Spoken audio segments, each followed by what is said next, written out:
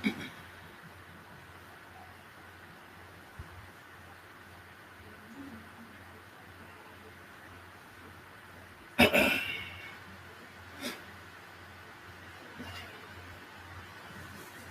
રાજચંદ્ર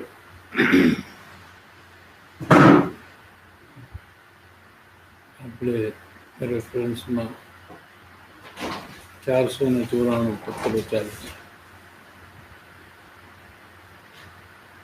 પૂર્વકર્મ બે પ્રકારના છે. કર્મના પ્રકાર બે છે. કેમ કે જીવ જે ભાવથી કરે છે તેના બે પ્રકાર છે. બે પ્રકારે એટલે અલગ એ પ્રકારે જે ભાવ છે તે જ પ્રકારે કર્મ બંધન થાય છે.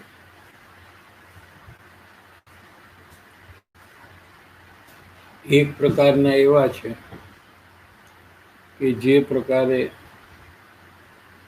કાળાદિતની સ્થિતિ છે તે જ પ્રકારે તે ભોગવી શકાય. એક પ્રકારનો ભાવ પણ એવો છે. કોઈ તીવ્ર કષાય અને તીવ્ર રસથી જ્યારે જીવ ભાવ કરે છે, કોઈ પણ ભાવ, ત્યારે કર્મ પણ એવું જ બંધાય છે કે આનું ફળ આવે જ, ના આવે એમ બને નહીં. એ એક પ્રકાર છે કે એનો ઉદય આવે અને એને ભોગવું જ પડે. બીજો પ્રકાર એવો છે કે જ્ઞાનથી, વિચારથી કેટલાક કર્મની નિવૃત્તિ થાય. બીજો પ્રકાર જે આપણે બાંધ્યા છે કર્મ, એમાં ક્યારેક મંદ કષાયથી, મંદ રસ કરીને જે કર્મ બાંધ્યા છે એ કર્મ આત્મજ્ઞાન થતા એ સત્તામાં જ ફળ આપ્યા પહેલા જ એ ખરી જાય છે, અથવા એનું સંક્રમણ, એટલે એ પાપના પરમાણુ હોય તો એ બદલાઈ જાય અને પુણ્યના પરમાણુ થઈ જાય. એ સમ્યક જ્ઞાન થતા એ પ્રકારે પરિવર્તન આવે છે. તેમજ વિચારથી પણ મુમુક્ષુ દશામાં વિચાર અને સામાન્ય જીવના વિચાર એમ બે પ્રકાર લઈ શકાય.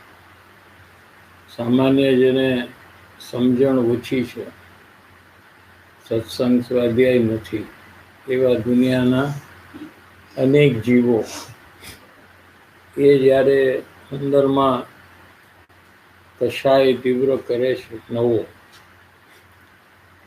તો અંદરમાં જે પાપના પરમાણુ છે એની સંખ્યા વધી જાય છે. એટલે જ્યારે એનું ફળ આવે ત્યારે બહુ આકરું ફળ આવે. कर्म बंधन का विज्ञान है, ये थोड़ा समझना चाहिए कि अगर कोई पाप का बंधन हमने किया है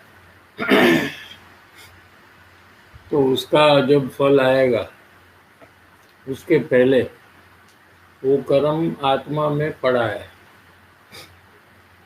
तो सामान्य जीव जो है दुनिया का, चाइनीज हो, अमेरिकन हो, जिसको धर्म के बारे में कुछ पता नहीं है, समझ नहीं है, संस्कार नहीं है, ऐसा जीव जो होता है तो उसके विचार बहुत विपरीत होते हैं.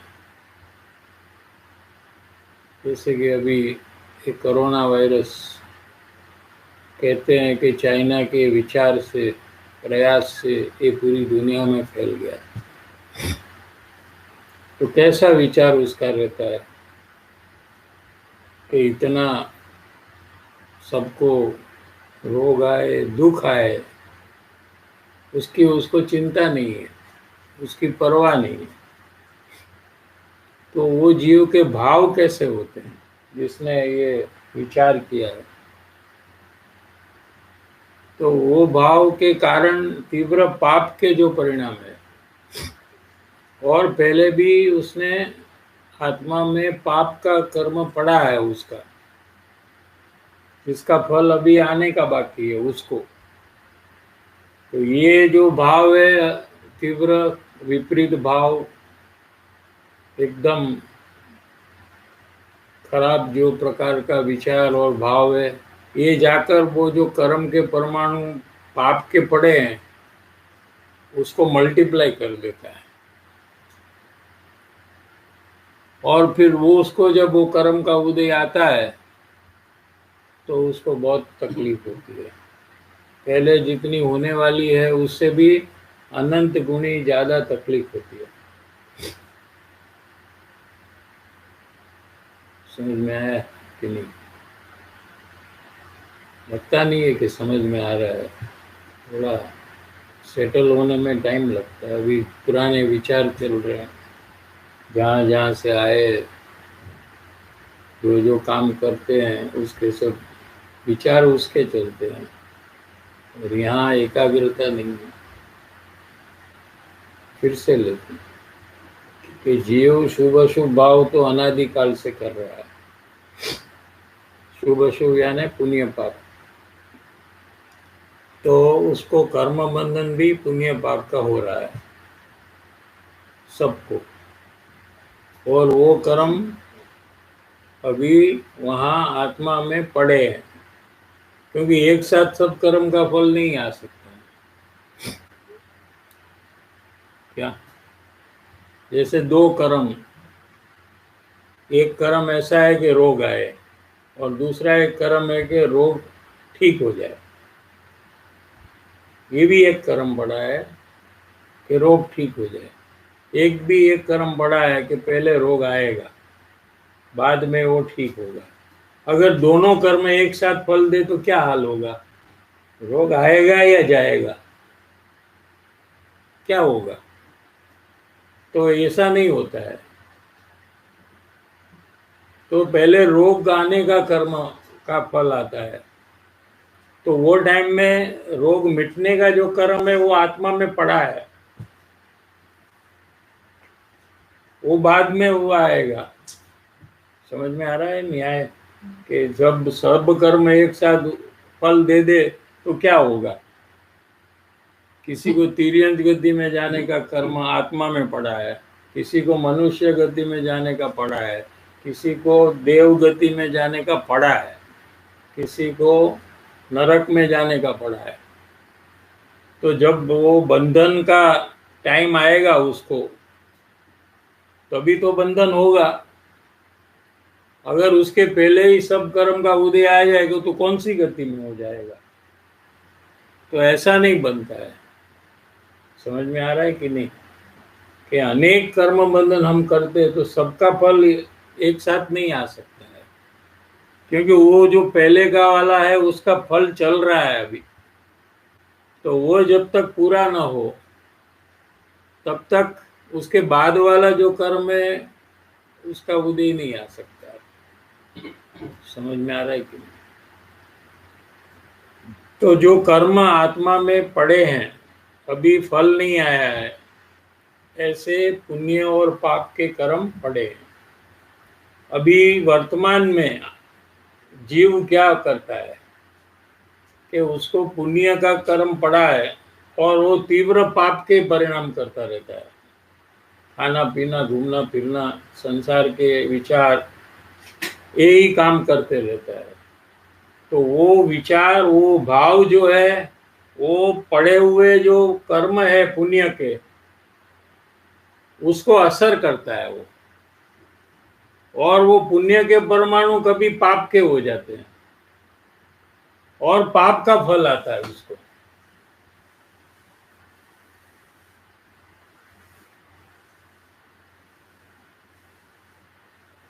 નહીં શું સમજાવે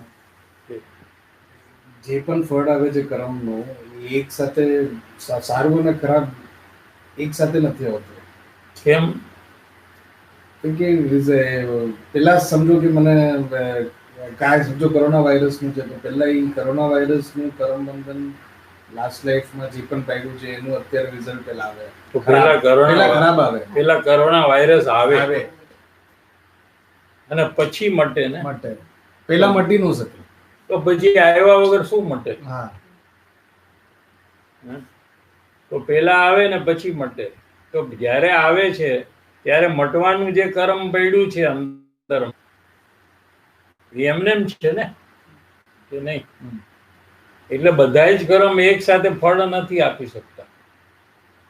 કેમ કે એને 1 મહિના માટે કોરોના વાયરસ રહેવાનું હોય તો 1 મહિના માટે ઓલું મટવાનું કર્મ અંદરમાં પડ્યું રહે, એનો વારો ન આવે. વારો આવે તો જલ્દી મટી જાય, તો પછી 1 મહિનો ન રહે. સમજાય છે કે નહીં?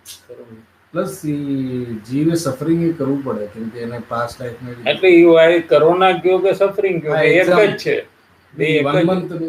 સફરિંગ જે છે એ ડિઝીઝ છે એટલે સફરિંગ છે, બરાબર છે. એટલે સફરિંગ 1 મહિનાનું હોય એનું, તો એને 1 મહિના માટે એ કર્મનો ઉદય આવે નહીં કે જેનાથી મટી જાય. પછી ગમે તેટલી દવા લે અને ગમે તેટલું કરે પણ એને મટે નહીં. કેમ કે એ કર્મ હજી ઉદયમાન નથી થયું, ફળ નથી આપતું, કારણ કે બાંધ્યું છે જ એવી રીતે એને. એટલે કોકને એવું બાંધ્યું છે કે એવા બી હમણાં કેસ કે છે કે અંદરમાં આવી ગયું હોય, ટેસ્ટ કરવાનું ખબર ન હોય ને એમને મટી બી ગયું હોય, એવા બી કેસ છે. તો એનું કર્મબંધન એવું છે. કોકનું કર્મબંધન એવું હોય કે એને 15 દિવસ 10 દિવસ કે મહિનો એને જે બી ભોગવવું પડે એને ભોગવવું પડે અને લોકોથી દૂર થવું પડે. એવા બી એના કર્મ છે કે એ બધાથી દૂર થઈ જાય, એકાંતમાં આવી જાય, કોઈની સાથે એનો કોન્ટેક્ટ ન રહે, સોશિયલ ડિસ્ટન્સિંગમાં. એ બધા કર્મ એવા પ્રકારના હોય કે એને એવી રીતે રહેવું પડે. અને કોકને એ ટાઈમ પૈતા પછી મટી જાય એવું કર્મનો ઉદય આવે, તો કોકને મરણ થાય એવા કર્મનો ઉદય આવે. એને એવું બાંધ્યું છે માટે એ ડિઝીઝને કારણે નથી.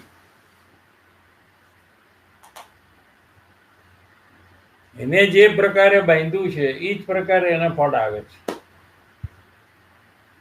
સમજાણું? You can tell? Whatever you understood, tell. You can give another example, it will be good if you have. About this topic, another example. Suppose someone, like a teacher scores me in class, if I'm not paying attention. So, you can say that she scores me. But suppose if there's another student, she suppose hits, just an example. ના તારું જ કહેવું પડે, એનું નહીં, બીજાનું નહીં કહેવું. તારું પછી ટીચરને રિયલાઇઝ થાય કે તારી મિસ્ટેક હતી જ નહીં અને ભૂલથી એને તને વઢી નાખ્યું, તો પછી સોરી તને કહે. હવે બે કર્મ એક સાથે ઉદયમાં આવી જાય ને વઢે ને સોરી કહે તો શું થાય? એટલે એનો ટાઈમ ગેપ હોવો જોઈએ ને. પેલા એ ભૂલ કરે અને વઢે, પછી એને કોક કહે કે રિયલાઇઝ થાય કે ખરેખર તે તો કાંઈ નથી કર્યું, તો પછી એને રિયલાઇઝ અંદરમાં થાય, પછી તને આવીને કહે કે આઈ એમ સોરી, તો ઈ કર્મનો ઉદય હોય એટલે ઈ તને સોરી કહેવાનું થાય. એટલે બધું એક સાથે થાય તો કેવું કન્ફ્યુઝન થાય? બધું એક સાથે થાય તો શું થાય? આ કેસમાં શું કન્ફ્યુઝન થાય? શું થાય? દાખલા તરીકે એને વઢવાનું બી થાય અને એને સોરી કહેવાનું બી થાય એક સાથે એક જ ટાઈમે, તો શું થાય? એવું કરે તો શું થાય? Confused, like each would be like, it's not his fault, but I'm still shouting at him. And I'm sorry also. And you have done something wrong, and immediately I'm sorry also. So સામેવાળાને થાય કે what is happening? I don't understand this. સમજાણું? એટલે પછી એ પ્રકારે બધા જ કર્મનો ઉદય આવી જાય એવું ક્યારે કોઈને બનતું નથી. સમજાણું? એટલે જ્યારે એ ઉદયમાં નથી આવતું ત્યારે એ ક્યાં છે કર્મ? કે એ આત્માની સાથે છે. અંદરમાં આત્માની સાથે એક કાર્મણ શરીર છે જેમાં બધા જ કર્મ આપણા એમાં રહેલા છે. એમાંથી એક પછી એક, જેમ અવર ગ્લાસમાંથી ઓલું ડ્રોપ થાય છે ને, શું સેન્ડ પાર્ટિકલ્સ, એમ કર્મના પાર્ટિકલ બધા એક એની અંદરમાંથી બહાર નીકળે છે. અને ત્યારે બહારમાં બધું ચેન્જ થવા માંડે છે. પેલા રોગ આવે પછી મટી જાય, પૈસા આવે પછી વ્યાજ જાય, અપમાન થાય, એ બધું જ એને થાય છે ને એ બધું એનું કર્મના ફળ સ્વરૂપે થાય છે. સમજાણું આટલું? ત્યાર પછી હવે આમાં સમજવાનું આવશે. આ તો બેઝિક છે. કરેક્ટ? હવે એમાં જે છે કર્મ આત્મામાં, એમાં એવા કર્મ આપણે બાંધ્યા છે કે એનું ફળ આપણે ભોગવું જ પડે, એમાં કાંઈ ચેન્જ ન થાય.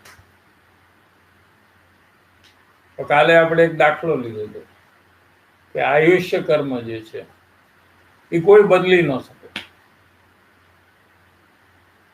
જેટલા વર્ષ જીવવાનું છે એટલા જ વર્ષ એને જીવવાનું છે. એટલે આત્મા છે એ શરીર સાથે કોન્ટેક્ટમાં જેટલા વર્ષ રહેવાનું છે એટલા જ વર્ષ, એટલા જ ટાઈમ, એટલી જ સેકન્ડ એ રહી શકે. એ ગમે તે જીવ ભાવ કરે તો એમાં કાંઈ ફરક ન થાય. એનું નામ નિકાચિત કર્મ છે. નિકાચિત એટલે જે બદલાય નહીં એનું નામ નિકાચિત છે. એ જીવે એવા ભાવથી બાંધ્યું છે, જે ભાવથી એને બાંધ્યું છે એટલે એમાં ચેન્જ ન આવે, એટલે એને ભોગવવું જ પડે. કોઈ રોગ આવે છે તો એ મટતો ન હોય તો એ એક નિકાચિત કર્મ છે કે એમાંથી એને ભોગવટો કરવો જ પડે. આકુલતા, દુઃખ, પરેશાની એને કરવી જ પડે. એ પણ એક નિકાચિત કર્મ છે. સમજાણું આટલું? હજી બીજા એવા એક કર્મ છે કે જેમાં ચેન્જ આવે.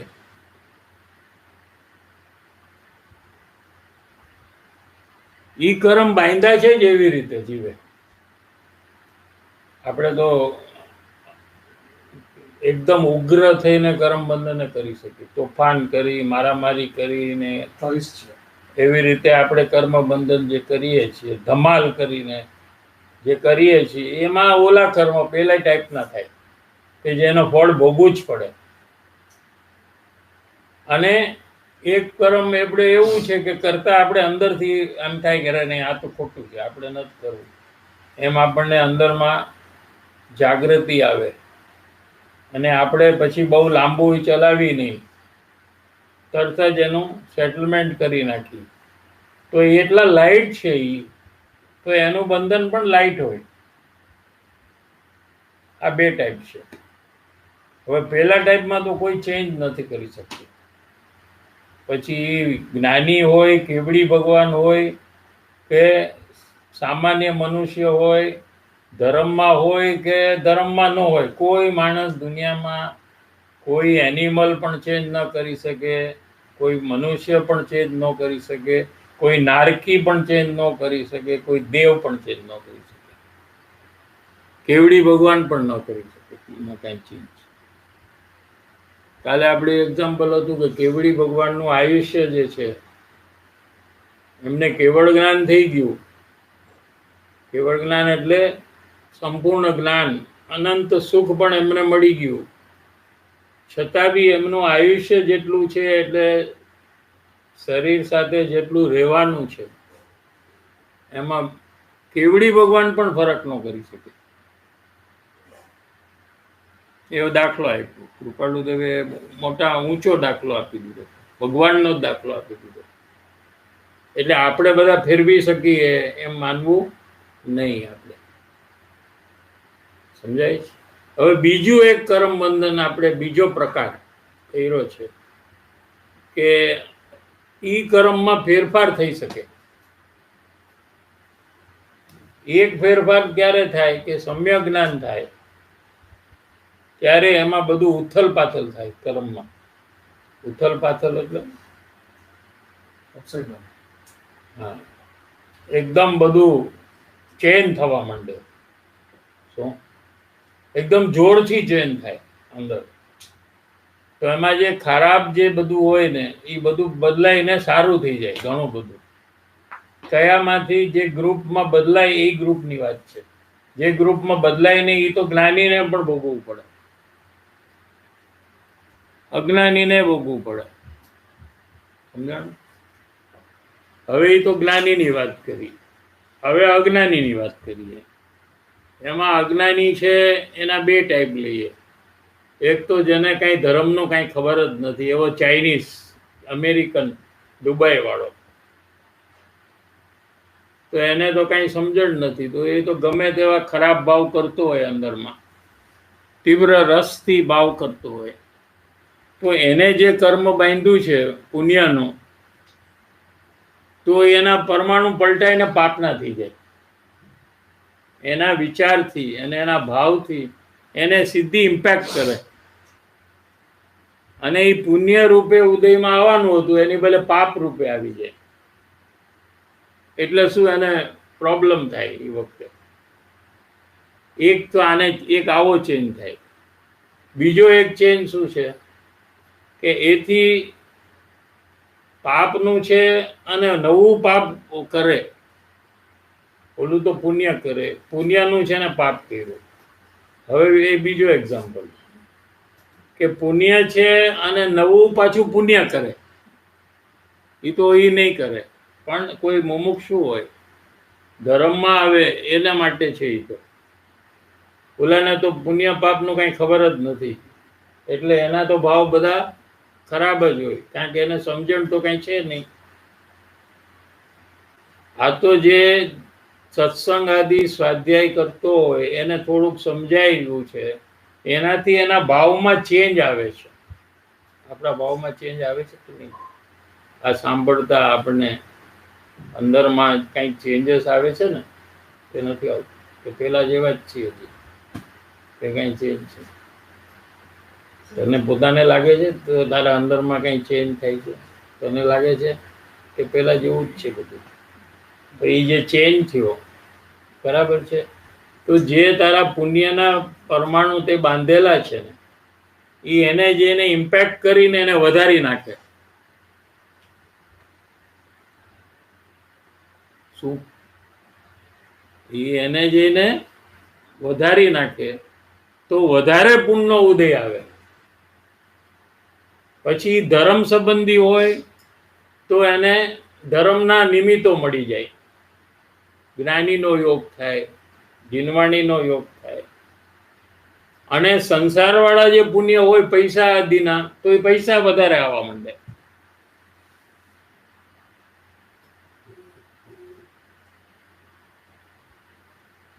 સમજાય છે?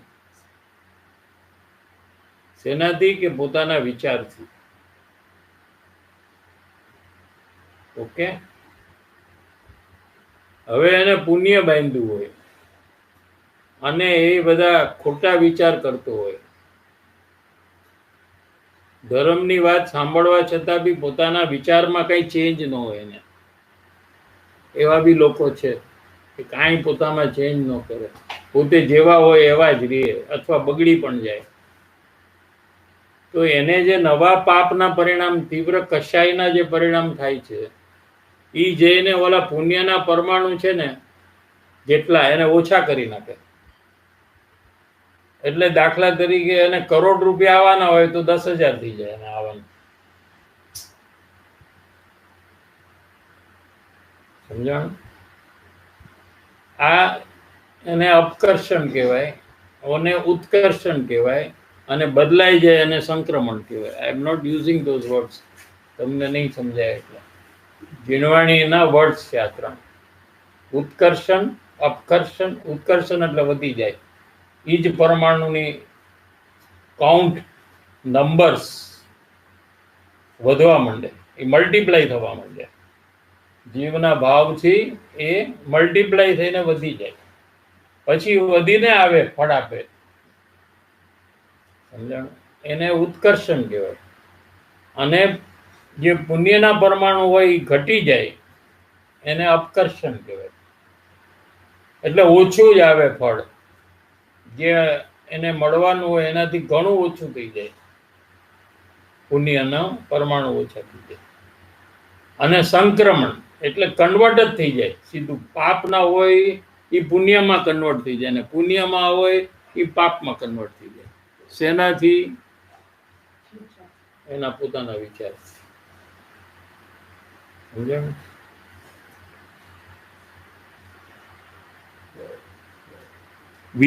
બીજો પ્રકાર કર્મનો એવો છે કે જ્ઞાનથી એટલે સમ્યક જ્ઞાનથી, અને વિચારથી એટલે સદવિચારથી, અને ખોટા વિચારથી ઉલટું થાય, અને સારા વિચારથી પણ એને સારું થાય. એમ બેય છે પ્રકાર દુનિયામાં. જે બાંધ્યું છે એનાથી બી ખરાબ કરી નાખે પોતાના ખોટા વિચારથી, અને કોક સાચું સમજીને એમાં સારું બી કરી શકે.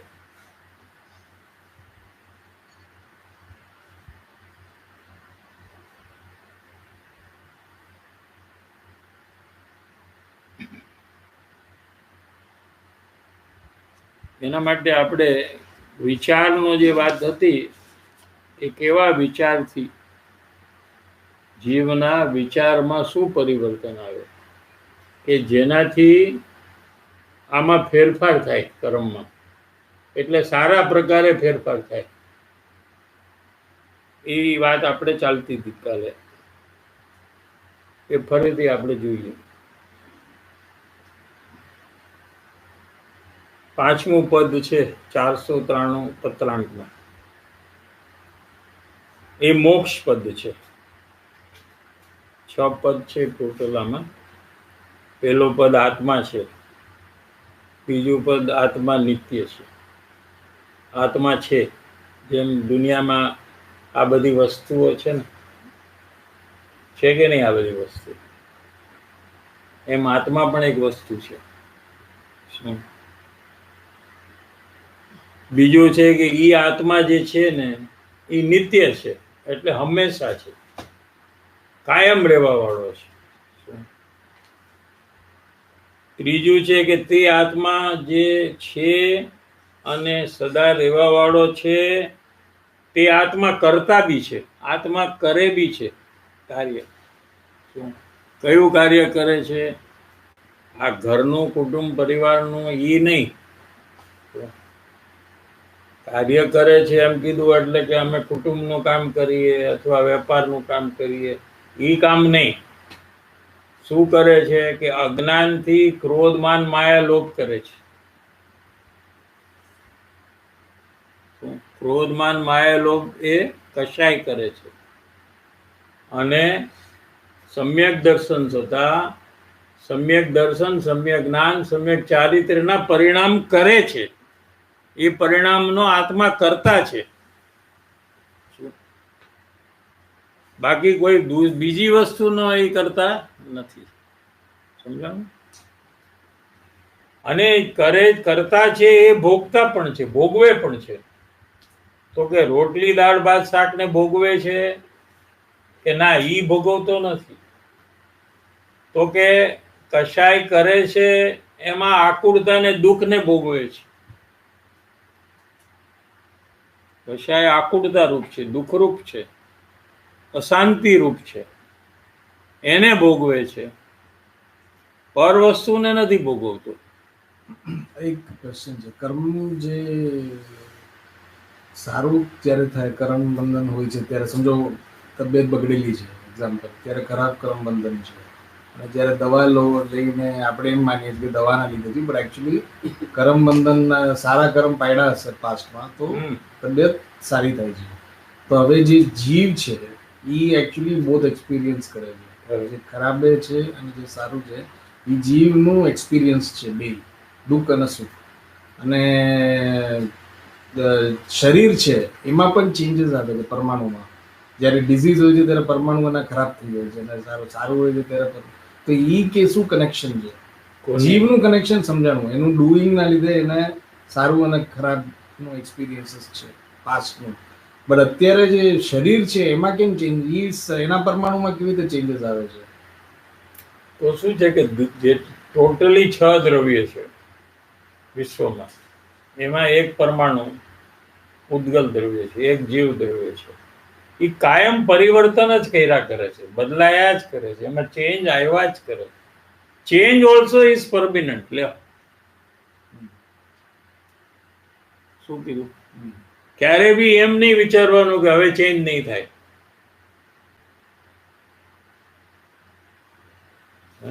ચેન્જ બી પરમિનન્ટલી ચેન્જ છે. એટલે શરીરમાં બી ચેન્જીસ થયા જ કરે. ખરાબ હોય તો સારું થાય, રોગ હોય તો મટી જાય, ન હોય તો રોગ આવે, એમ ચેન્જીસ થયા જ કરે. ઓલ્ડ થયા કરે, સમજાય છે? એ બધું ચેન્જ પ્રત્યેક સમયે ચેન્જ શરીરમાં થાય, એમ પ્રત્યેક સમયે આત્મામાં ચેન્જ થાય છે. એક સેકન્ડ બી ચેન્જ ન થાય એમ ક્યારે બને જ નહીં. એટલે ચેન્જ કેમ થયું એ પ્રશ્ન જ નથી. ચેન્જ બરાબર થાય. નહીં. હવે એ રોગનો એક ચેન્જ છે અને રોગ મટે એ બીજો ચેન્જ છે. ના, પણ જ્યારે જીવ એની વચ્ચે અનેક ચેન્જીસ છે પાછા. રોગ આવે ત્યારે જે વધારે તકલીફ હોય છે, પછી ઓછી થાય, પછી ઓછી થાય, પછી ઓછી થાય, પછી એક દિવસ ચાલી જાય. તો આટલા ચેન્જ તો વચ્ચે છે. બોડીમાં ચેન્જ કેવી રીતે થાય છે? બોડી પરમાણુ છે ને, એ પણ ચેન્જ થાય. એક્ઝેક્ટલી ઈ વખતે જ્યારે જીવનો સુધારો થાય છે, તમે આવી રીતે નહીં જુઓ. જીવનું આમ થાય તો આત્માનું શું, અરે શરીરનું તો આત્મા, એમ નહીં કરો. બંને વસ્તુ જે છે એ બદલાયા જ કરે છે. પેલા એક સમજી ગયો, પોતાના કારણે બદલાયા કરે છે. એમાં જ્યારે બદલાવું કનેક્ટેડ જ્યારે થાય છે ને, ત્યારે આપણે કન્ફ્યુઝ થઈ જાય છે કે આને લીધે કેમ આમ થયું, એને લીધે થતું જ નથી. ચેન્જ તો થયા જ કરે છે જીવમાં, ને ચેન્જ થયા કરે છે શરીરમાં નોન સ્ટોપ. પણ જ્યારે આત્મામાં શરીરમાં રોગ આવતા તકલીફ થાય છે, અને શરીરમાં રોગ આવે છે અને આત્મામાં તકલીફ થાય છે, એટલે અજ્ઞાનીને એમ લાગે છે કે આ રોગને લીધે મને તકલીફ થાય છે. તકલીફ થાય છે એને, એની ના નથી, પણ રોગને લીધે થાય છે એ ખોટું છે. એ તો બીજાને રોગ આવે તો આને તકલીફ થાય કે ન થાય? એના છોકરાને રોગ આવે તો થાય તકલીફ? તો એને આવ્યો એટલે ક્યાં થઈ છે? થાય છે ને એમાં પણ. અને એને સારું થાય તો અહીંયા ખુશી થાય. તો કેવી રીતે થયું? કે એને લીધે નથી, પોતે કરે છે. અને એ જ છોકરો અને બીજો બાજુમાં બીજો ઉભો હોય એને કઈ ન થાય. થાય એને કઈ ન થાય. તો પોતાથી થઈ છે કે એનાથી થઈ છે એ નક્કી કરવું પડે પોતે. જો એનાથી થઈ હોય તો બધાને થવું જોઈએ.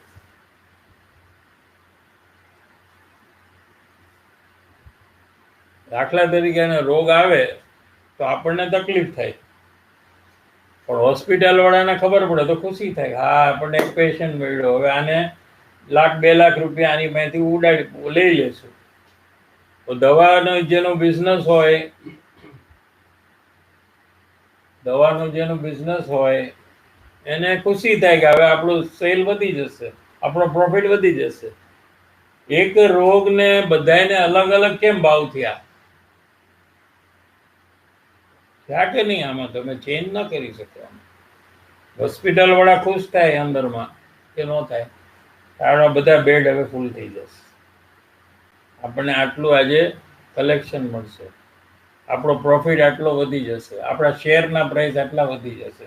એને તો બધું અંદરમાં દેખાય. અને આ પૈસા વધશે એટલે આપણે બીજી 5 હોસ્પિટલ ખોલી નાખશું. તો એનું તો માઇન્ડ એમ કામ કરે છે. ઘરના માણસો મેમ્બર હોય એને તકલીફ થવા માટે કે હવે ક્યારે સારું થશે, આ કેટલો બધો હેરાન થાય છે. દવા વેચવા વાળાને શું થાય કે સારું, આપણે દવાનું સેલ વધી ગયું. તો એ કેને લીધે થયું આ બધું? હવે આ ક્વેશ્ચન છે. જો એને લીધે તકલીફ થતી હોય તો તો દવાવાળાને ને હોસ્પિટલવાળાને તકલીફ થવી જોઈએ, પણ એ લોકોને નથી થતી.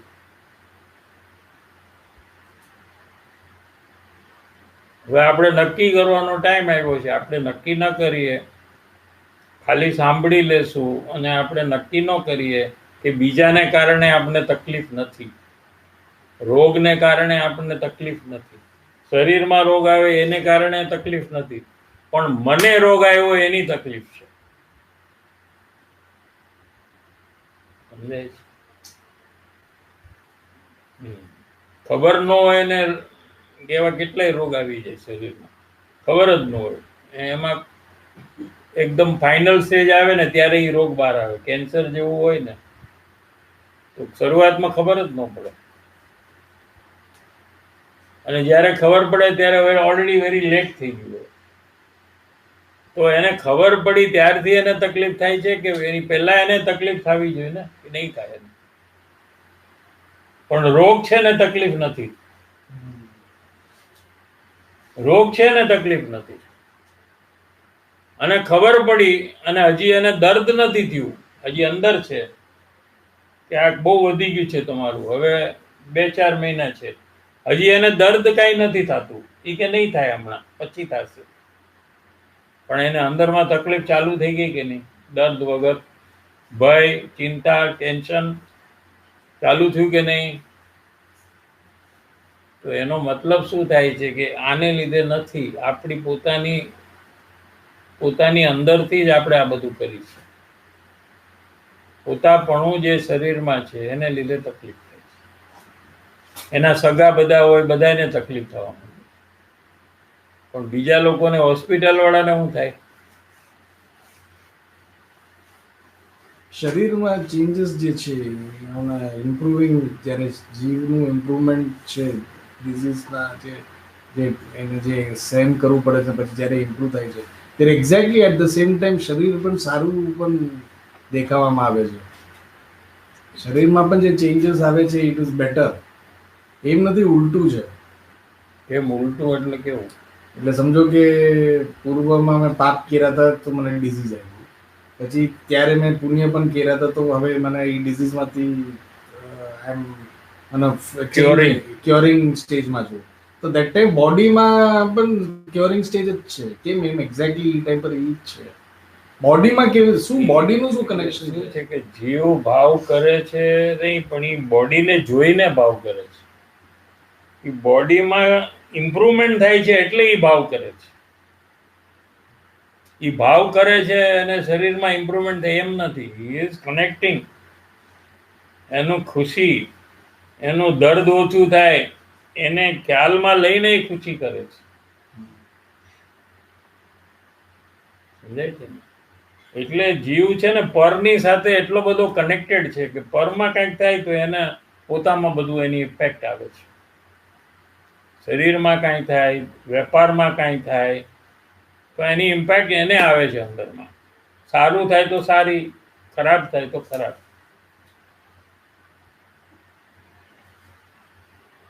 એમ શરીરમાં રોગ આવ્યો તો એને ઇમ્પેક્ટ આવી જાય છે કે મને તકલીફ થઈ ગઈ. પછી દવા કામ આવે ને થોડું ઇમ્પ્રુવમેન્ટ થવા માંડ્યું તો એને એમ થાય છે કે હવે મને મટી જશે, એટલે હું એ ખુશ થઈ જઈશ. પછી વળી પાછો ઉથલો મારે રોગ વધી જાય પાછો, તો વળી પાછો એ ટેન્શનમાં આવી જાય કે હમણાં સારું થતું હતું ને આ શું થઈ ગયું. ડૉક્ટર પાસે જઈને કે શું થયું, everything was getting all right, what happened suddenly? તો પાછો એ ટેન્શનમાં આવી ગયો, વળી સારું થવા માંડ્યું બીજી દવાથી. ફિઝિકલી પણ કેન્સર સમજો બોડીમાં હોય તો કેન્સર બોડીમાં ચેન્જીસ જે આવે છે, લોસ ઓફ વેઇટ, એ બધું એ બોડીએ શું કરમબંધન મેં પડ્યા છે તો મને દુઃખ થવું જોઈએ અને દુઃખનું એક્સેપ્ટન્સ થાય છે, બટ તો બોડીમાં કેમ ચેન્જીસ છે? બોડીને દુઃખ નથી થતું. બોડી પરમાણુમાં કાંઈ ખરાબ સારું છે જ નહીં, એ એની એક અવસ્થા છે. જે પરમાણુ કિચડમાં છે અને જે પરમાણુ સોલિટાયરમાં છે, તો કોણ ખરાબ છે એમાં, કોણ સારું છે? સોલિટાયરના પરમાણુ સારા છે અને કિચડના પરમાણુ ખરાબ છે? પરમાણુ તો સેમ છે બંનેમાં, એની અવસ્થામાં ફરક છે, એની પ્રેઝન્ટ પોઝિશન જે છે એમાં આપણે કલ્પના કરી છે કે આ બરાબર નથી.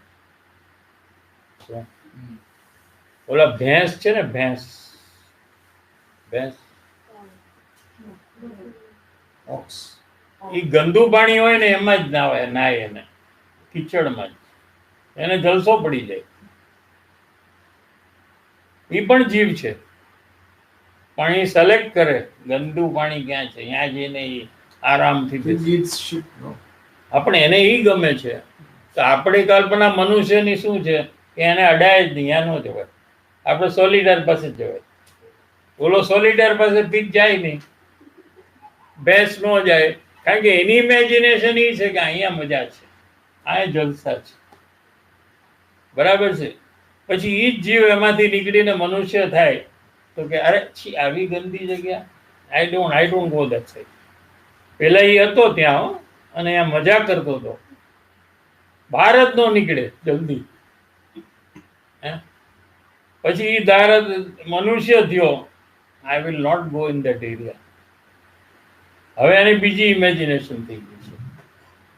વરી પાછો પીક થાય એટલે વરી પાછો ત્યાં જાય. એટલે જે શરીર એને મળે છે એ પ્રમાણે એ બદલાયા જ કરે છે. જે સારું લાગતું હતું એ જ વસ્તુ એને ખરાબ લાગે છે.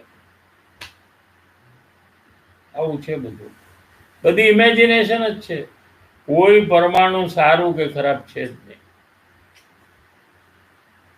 એ શરીરમાં રોગ આવ્યો, એ પરમાણુમાં ચેન્જ આવ્યું, એ ચેન્જ આપણને ગમતું નથી. પછી એ જ પરમાણુ રોગ છોડીને સારા નિરોગી થઈ ગયા તો એ આપણને ચેન્જ પરમાણુનું ગમે છે. I like this, I don't like that. તો પરમાણુ તો ચેન્જ થયા જ કરે છે. એને કાંઈ દર્દ નથી, એને દુઃખ નથી, એને કોઈ તકલીફ નથી. તકલીફ જીવને જ છે બધી. જીવ ઇમેજિન કરે છે. એટલે ગુરુદેવે શું કીધું છે કે આ વાતને સમજવા માટે કયા પ્રકારે સમજવું જોઈએ કે તમે ઘડી ઘડી પૂતગલ અને જીવને સાથે આમ કનેક્ટ કરવા જશો તો તમને આ વાત નહીં સમજાય. પણ તમે એટલે એ સંયોગથી તમે કરો છો. એનું એમનું કહેવું છે કે તમે સંયોગ જોઈને બધું કરો છો. શરીરનું ચેન્જમાં સંયોગમાં થયું. સંયોગ એટલે In relation. નહીં, ઇન રિલેશન નહીં. તમારી પાસે વસ્તુ છે એને સંયોગ કહેવાય. એક્સટર્નલ જે વસ્તુ તમારી પાસે છે એને સંયોગ કહેવાય. હવે સંયોગનું જોઈ અને તમે શરીરનું સંયોગ જોઈને જીવનું નક્કી કરવા જશો અને જીવનું પરિણમનમાં શરીરને જોશો તો તમે નક્કી નહીં કરી શકો. એ રીત નથી નક્કી કરવાની. ગુરુદેવ શ્રી આમ કીધું છે. તમારે નક્કી કરવું હોય તો સ્વભાવથી કરો. જીવનો સ્વભાવ અને શરીરનો સ્વભાવ.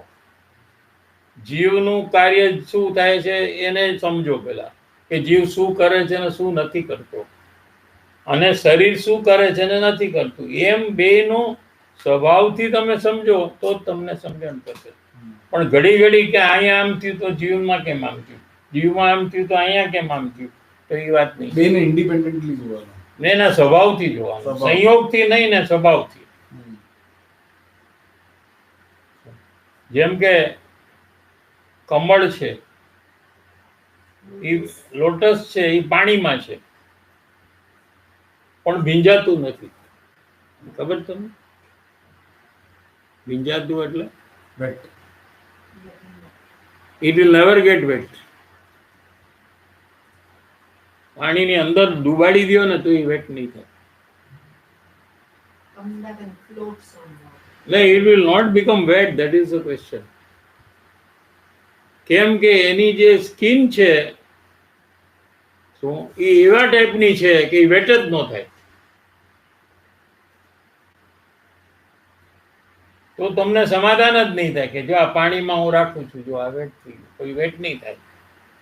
પણ તમે એના સ્વભાવથી જોશો તો કે આનો સ્વભાવ છે ને એ ક્યારે પણ એ ભીંજાશે નહીં. એ એનો સ્વભાવ છે તો સ્વભાવથી જોશો તો તમને સમાધાન થશે. પણ પાણી અને કમળ બેને સાથે જોશો કે જો આ પાણીમાં છે તો તમને સમાધાન નહીં થાય. તો કે એ કેવી રીતે એમ હોય? પાણીની અંદરમાં હોય ને એને નું ભીનું થાય? એ કેવી રીતે હોય? તમને સમાધાન નહીં થાય. પણ સાયન્સમાં કહે છે કે ઇટ નોટ ગેટ વેટ, એટલે તમારે પરાણે માનવું પડે છે. સમજાય છે ને? એવી રીતે જીવ અને પૂતગલ એ બેનો જે સ્વભાવ છે, બેનું અંતર સ્વભાવ, એના ગુણો, એનું કાર્ય, એ બેને પૂરેપૂરું સમજીએ ને તો જ આપણને બે સાથે હોય ત્યારે શું છે એ સમજાય, નહીતર નહીં સમજાય. આમ છે. હવે જે સત્તામાં આત્મામાં જે કર્મ પડ્યા છે એ કેવી રીતે, કેવા વિચારથી ચેન્જ થાય? વિચાર ચાલ્યું હતું આપણે કે વિચારથી ચેન્જ થાય. એની પાસે આત્મજ્ઞાન તો નથી અજ્ઞાની પાસે, પણ એની પાસે સદવિચાર છે. તો એ કેવા પ્રકારનું છે એ આપણે અહીંથી લઈએ.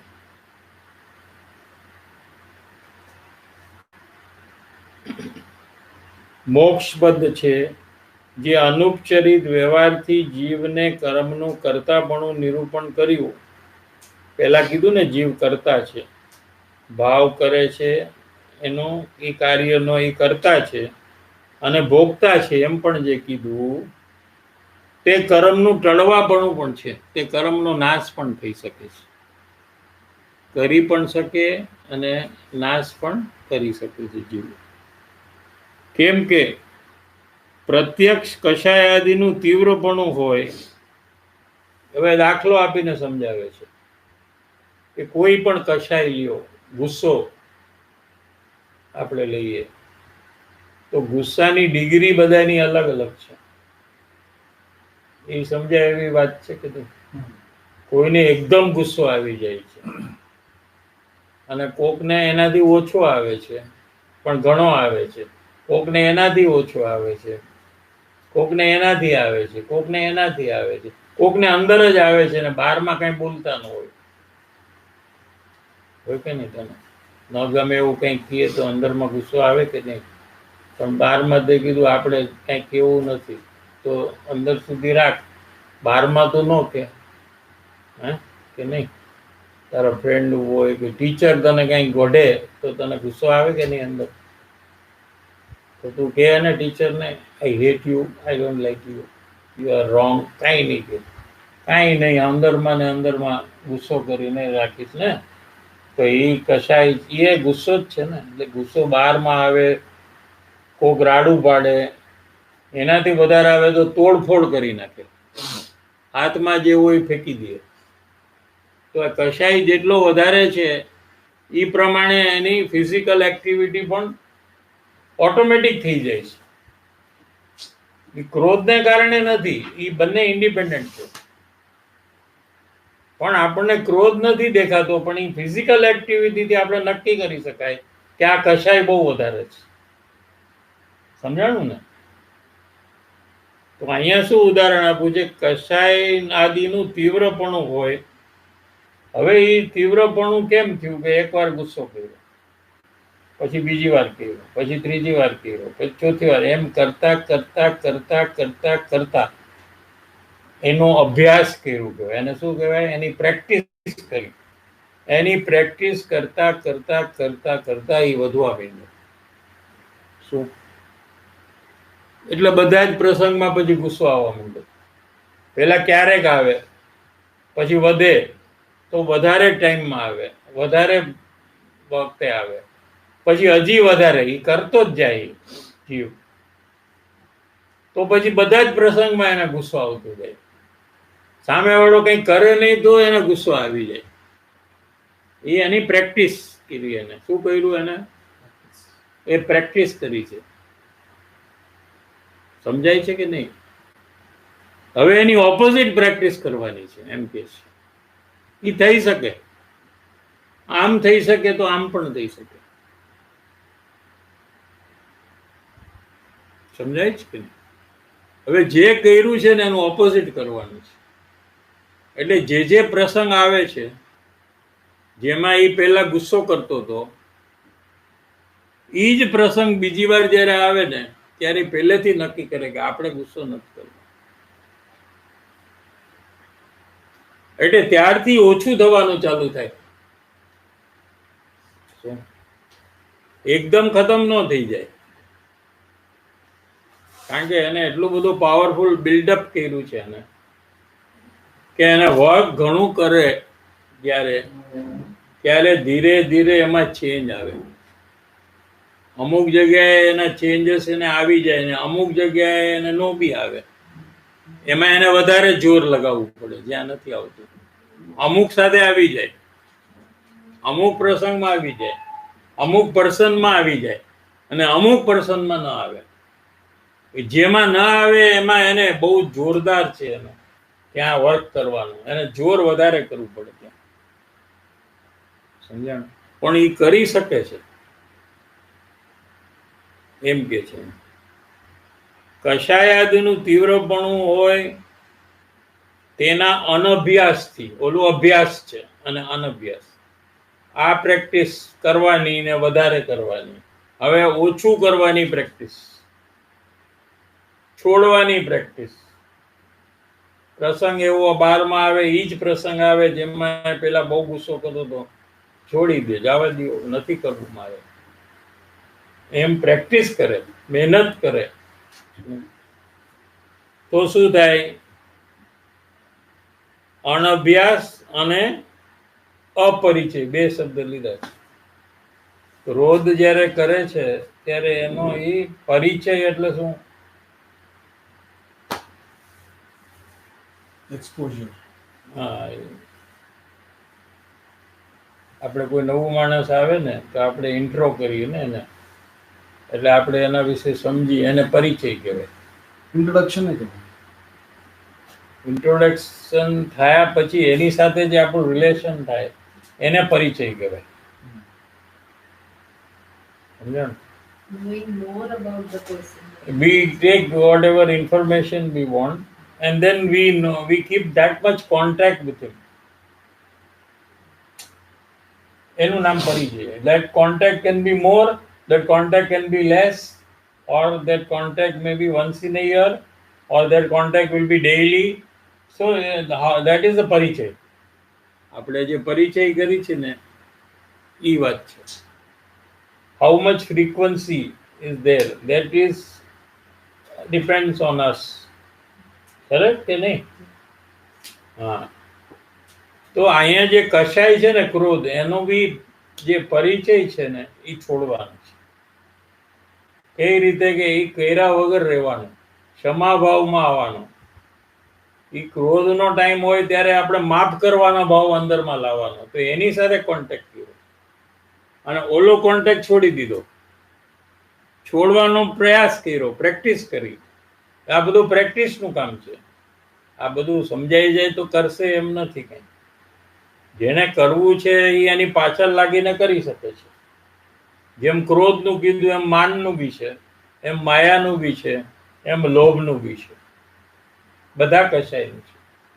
એક્ઝામ્પલ આપણે ક્રોધનો આપ્યો કે એક માણસને જૂઠું બોલવાની ટેવ છે, આ માયા. તો હવે એને નક્કી કર્યું કે આ બોલવાથી તો મને જ નુકસાન છે, મારે તિર્યંશમાં જવું પડશે, તો મારે રેડી છું હું જવા માટે, તો મારે ચાલુ રાખવાનું. અને આમે બધાને ખબર પડી જાય છે કે હું ખોટું બોલું છું, પકડાઈ તો જાઉં છું, તો મારી ઇમ્પ્રેશન તો આમે ખરાબ છે કે આ તો આવ ખોટા બોલો છે, આવ એમ બધા માટે આપણે કહીએ છીએ ઘણાને, આ તો આવ ખોટાડો છે, એની કે વાત નહીં માનતા. આપણે બ્રાન્ડિંગ કરી નાખી છે ને ઘણા માટે, કે આ છે ને હાવ જુઠ્ઠાડો છે, તમે એકે વાત એની નહીં માનો. આપણે બધા માટે બ્રાન્ડિંગ કરી નાખ્યું છે. બ્રાન્ડિંગ એનો કે આ બહુ ગુસ્સાવાળો છે, આ બહુ લોભીઓ છે. હા, we have decided for everybody, it's called branding. કે આ તો લોભીઓ છે, નંબર 1 ટુ ધ કોર. હા, ખાવાનામાં માખી હોય તો માખીને આમ કાઢી અને બાકીનું ખાઈ જશે, એવો લોભ્યો છે. હા, એવી રીતે. હવે આપણે દાખલા તરીકે ખોટું બોલતા હોય, તો આપણે નક્કી કર્યું કે આનાથી તો મને એકને જ નુકસાન છે. આજે બી નુકસાન છે, કેમ કે મારી ઇમ્પ્રેશન જ ખરાબ છે. કોઈ મારા ઉપર ટ્રસ્ટ, કારણ કે ખોટું બોલવા પર કોઈ ટ્રસ્ટ ન કરે. આ એ પહેલું એની ઇમ્પેક્ટ. જેવી ખબર પડી ગઈ ને આ ખોટું બોલે તેના પર કોઈ ટ્રસ્ટ જ ન કરે. એ પછી સાચું કરે ને તો એ ટ્રસ્ટ ન કરે. એને બહુ સ્ટ્રગલ કરવું પડે. એકવાર બ્રાન્ડિંગ થઈ ગયું ને પતી ગયું. બધે ફેલાઈ જાય, લાઈક કોરોના વાયરસ. બધે ફોનમાં કહી દે કે આ છે ને ડોન્ટ આ બહુ ખોટું બોલશે, એમ બધાને ખબર પડી જાય. હા, ઇન્ફેક્શિયસ ડિઝીઝ. હવે એને નક્કી કર્યું કે આમાં કર્મબંધને થાય, તિર્યંચને નરકમાં જવું પડે અને ફાઇનલી નિગોદમાં જવું પડે. માયાની પ્રકૃતિ છે નિગોદ. બહુ ખરાબ છે, હલકામાં હલકી પ્રકૃતિ છે માયા. ખોટું બોલવું છે, સમજાય છે? તો એને નક્કી કર્યું કે હવે મારે ચેન્જ કરવું છે. હવે વળી પાછું સેમ સિચ્યુએશન જ્યારે આવશે કોઈ બી, ત્યારે મારે જાગ્રત રહીને મારે ખોટું નથી બોલવું.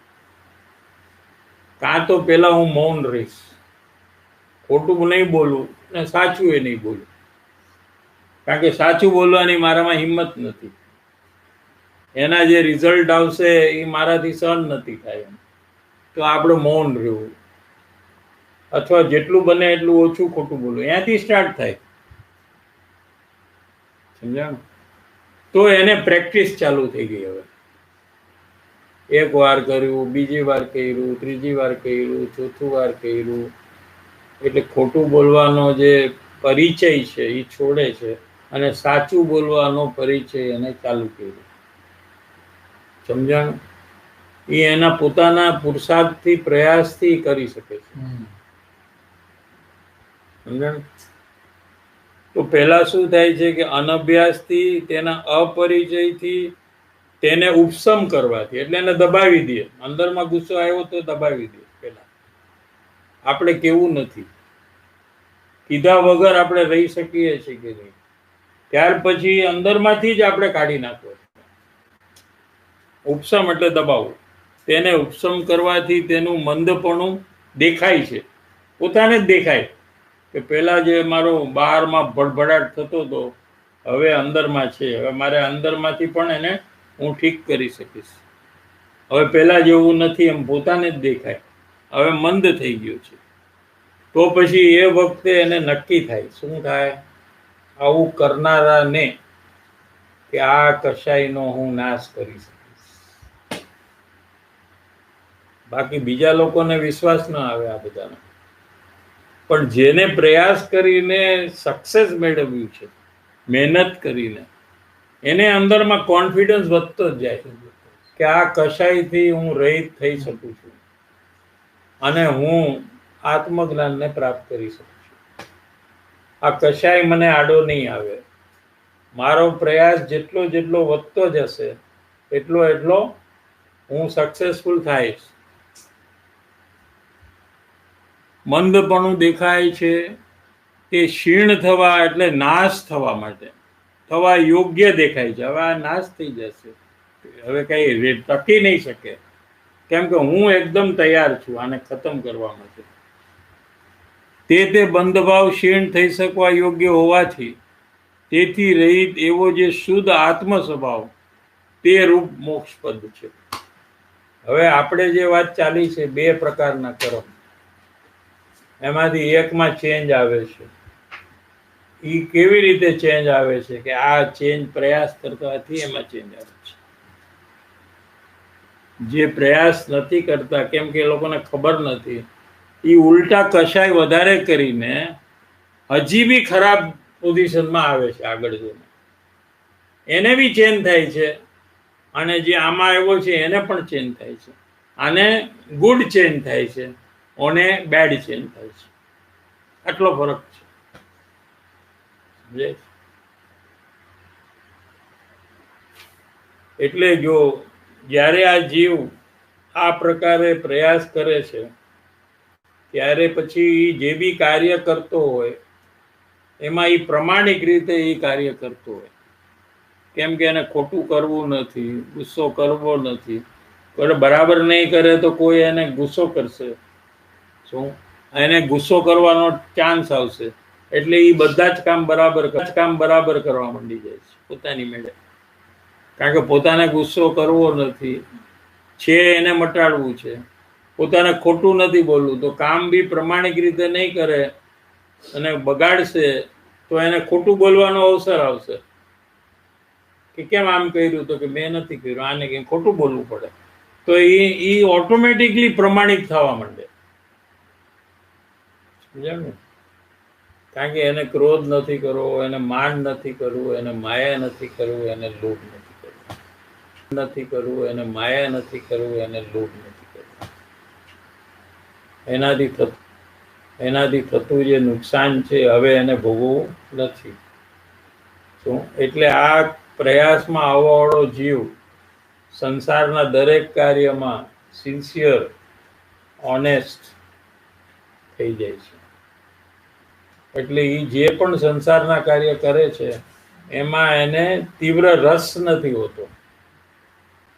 કેમ કે એમાં એને કોઈ લાભની બુદ્ધિથી નથી કરતા. અત્યારે દુનિયામાં શું ફાયદો જોઈને બધા કામ કરી છે, શું ફાયદો છે આપણે, શું બેનિફિટ છે, એટલે ત્યાં કશાય જોરદાર કરી છે.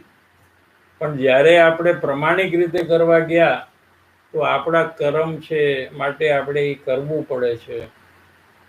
એ પ્રકારે જીવ જ્યારે કરે છે ત્યારે એનો કશાય રસ જે છે એ તીવ્ર થતો નથી, એ મંદ થવા માંડે છે. એટલે એના જે કર્મ જે છે બદલાય એવા, એ કર્મ પણ એના અનુકૂળ થવા માંડે છે. કાળમાં બળે એ એનું કારણ આ લીધું છે કે જીવ જ્યારે પોતાના ભાવમાં પરિવર્તન કરે છે ત્યારે કર્મ પણ એની મેળે બદલાયા કરે છે. એમ થઈ ગયું. 2 મિનિટ બ્રેક. એટલે એ આગળ વધીને એનું કામ સમ્યક દર્શન પૂરું કરે છે. એમ થઈ ગયું. 2 મિનિટ બ્રેક.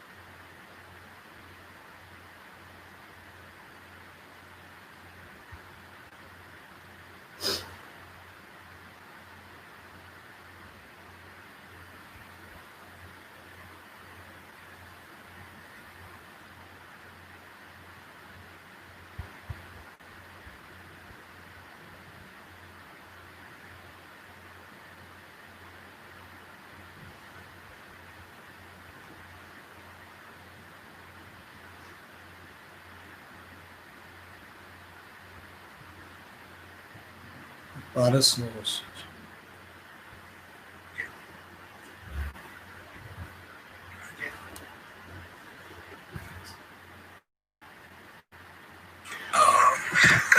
શુદ્ધિનો પરિચય કરવાનો અને અનભ્યાસ કરવાનો. તો મને એવું લાગે છે કે જ્યારે હું સત્સંગાદીમાં રસપૂર્વક જોડાઉં છું ત્યારે એ કરવું ઇઝી છે, અને જ્યારે હું સત્સંગમાં બહુ રુચિ કરીને અને રસપૂર્વક હું રહું છું ત્યારે મારા માટે એ જ કાર્ય કરવું ડિફિકલ્ટ થાય છે.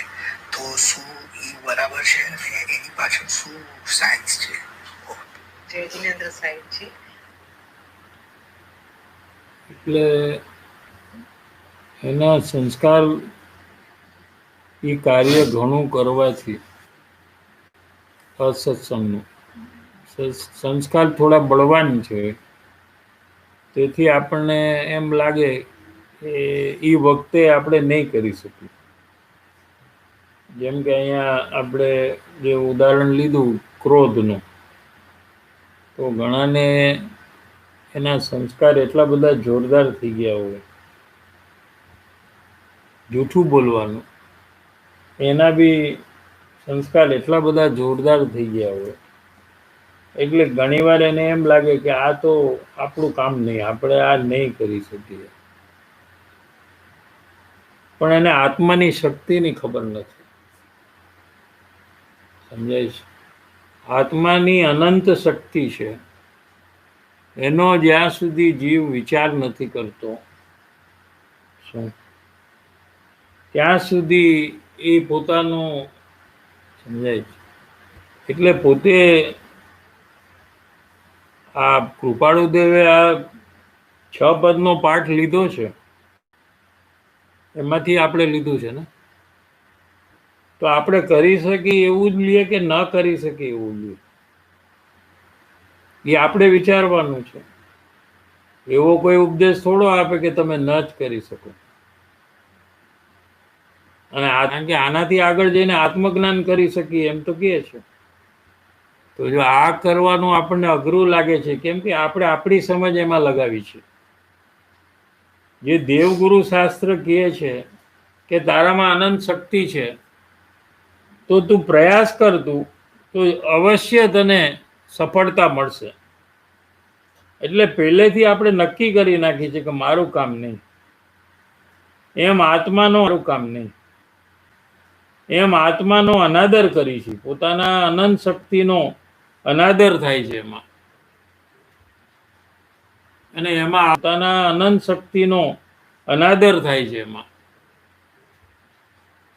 અને એમાં આવરણ ખોટું બંધાય છે આપણે. એટલે આપણે એમ નક્કી કરવાનું કે ગુરુદેવે આપણને શું કીધું, કૃપાળુદેવે આપણને શું કીધું, કે આપણે આ કરી શકીએ કે નહીં એ પ્રશ્ન જ નથી. આપણે જે કરી શકીએ એ જ એમનો બોધ છે.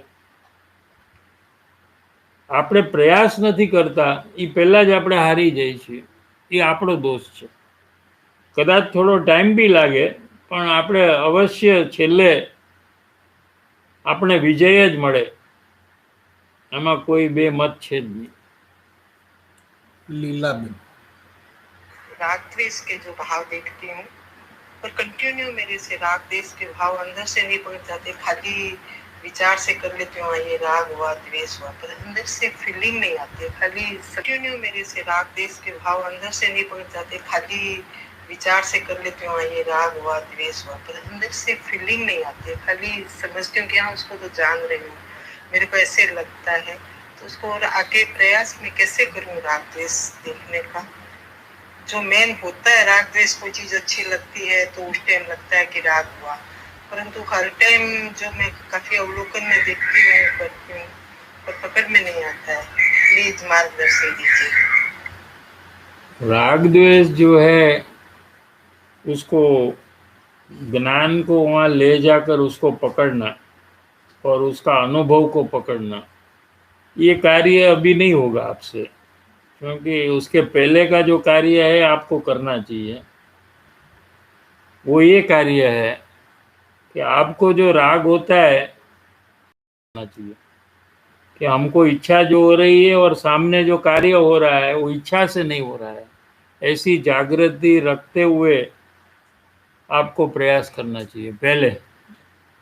હેમલબેન, જય જિનેન્દ્ર સાહેબજી, કાલે પ્લાનિંગની વાત આવી હતી કે પ્લાનિંગમાં મોટાભાગનો સમય વ્યતીત કરીને હું કેવી રીતે વેસ્ટ કરું છું. તો એમાં મને મારામાં એવું પરિણામ દેખાય છે અત્યારે કે પ્રસમ માટે મને એવી રીતે પ્લાનિંગ અંદરમાં પરિણામ મેં કેચ કર્યું છે કે એને દેવગુરુ શાસ્ત્રનું જ નિમિત્ત મળવું જોઈએ. એને એવા નિમિત્તની વચ્ચે નહીં રહેવાનું કે જ્યાં કુદેવ અને કુગુરુ કે કુશાસ્ત્રનું કાંઈ પણ એને ત્યાંથી પ્રેરણા મળે. તો એવી પ્રેરણા મળે ને એવા વાતાવરણમાં ન જાય એનું મને એક અંદરમાં પ્લાનિંગ રહે છે. કેમ કે ઘરમાં અમુક વડીલ જે છે એ હજી માર્ગમાં નથી, એટલે એમાં મને કેવી રીતે સમાધાન કરવું જોઈએ. જયજીને તો એવી જગ્યાએ એને જવું જોઈએ અને રહેવું જોઈએ કે જ્યાં કુદેવ કુગુરુ કુશાસ્ત્ર ન હોય. તો એવી જગ્યા છે એ મહાવિદય ક્ષેત્ર છે, પણ ત્યાં જઈ શકાય એમ નથી અત્યારે. એના માટે મરીને જ જવાય, ડાયરેક્ટલી ન જઈ શકાય. કોઈ ફ્લાઇટ નથી કે જઈ શકાય. એટલે એ બધા વિકલ્પો છોડી દેવાના આપણે. જે ન થઈ શકે એનો વિચાર કરવો એ છોડી દેવું જોઈએ આપણે. એનું પ્લાનિંગ કરવાનું નહીં. પણ આપણે કુદેવ ને કુગુરુ ને કુશાસ્ત્ર ને આપણે નથી માનતા, તો આપણે શું કામ નથી માનતા? એ જ માહોલમાં આપણે રહી છીએ, એ જ લોકોની સાથે આપણે રહી છીએ કે જે લોકો કુદેવને માને છે, તો આપણે કેમ નથી માનતા? તો આપણે જે સમજણ કરી છે એ જ આપણે સમજણ એનામાં ટ્રાન્સફર કરવાની છે. તો એ ભલે ને ગમે તેની બાજુમાં ઊભો હશે, કુદેવની બાજુમાં, પણ એને માનશે નહીં. અને આપણે એને પ્રોટેક્ટ કરવા જશું, એ એરિયામાં નહીં જવા દઈએ, એ માણસ સાથે વાત નહીં કરવા દઈએ, તો એ બધું ફેલ જવાનું છે. એ કાંઈ સક્સેસ જવાનું નથી. માટે એનું પ્લાનિંગ છોડી અને એ જેમ મોટો થાય એમ ધીરે ધીરે એને આ બાબતના સંસ્કાર આપવા કે સાચું શું છે ને ખોટું શું છે, કુદેવ કોણ છે ને સુદેવ કોણ છે. એ પ્રકારે જેની જ્યારે ટાઈમ આવે ત્યારે આપણે આપતા જવાનું. આ જ પ્રકાર છે, બીજો કોઈ રસ્તો નથી. હિતેશભાઈ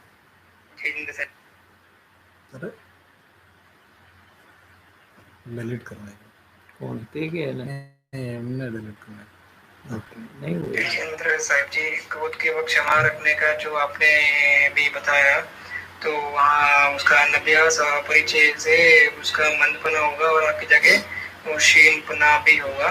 तो मुझे यहाँ पर ये बात सुनकर बहुत अच्छा लगा और ऐसा प्रयास भी क्रोध के वक्त क्षमा रखने का करता हूँ. मगर कुछ व्यक्ति के प्रसंग में मैं वहाँ वो बहुत इजीली कर पाता हूँ और कुछ एक व्यक्ति दो व्यक्ति ऐसे हैं जहाँ मैं ये यहाँ पूरी तरह मैं वहाँ अंदर क्रोध कर लेता हूँ और कुछ इंचेस में बाहर में भी क्रोध कर लेता हूँ. वहाँ प्लीज माता जी दीजिए कैसे प्रयास करूँ, वो वहाँ पर बहुत फेल हो जा रहा हूँ मैं ओवर. तो अभी तो आपका बहुत इजी हो गया, आपको पता चल गया कि आप कहाँ फेल हो रहे हो, तो बहुत इजी हो गया काम. तो पहले से तैयार होकर जाओ उसके बाद कि यहाँ मैं फेल होता हूँ, तो यहाँ मुझे जोर ज़्यादा लगाने का है. ऐसे हमको तैयार होकर वहाँ बैठ जाना उसके पास, और हमको जीतना है तो हम जीत सकते हैं, उसमें कोई तकलीफ नहीं. જસુ અંકલનો ક્વેશ્ચન છે, ગુજરાતીમાં છે, વેલ ટ્રાય. હા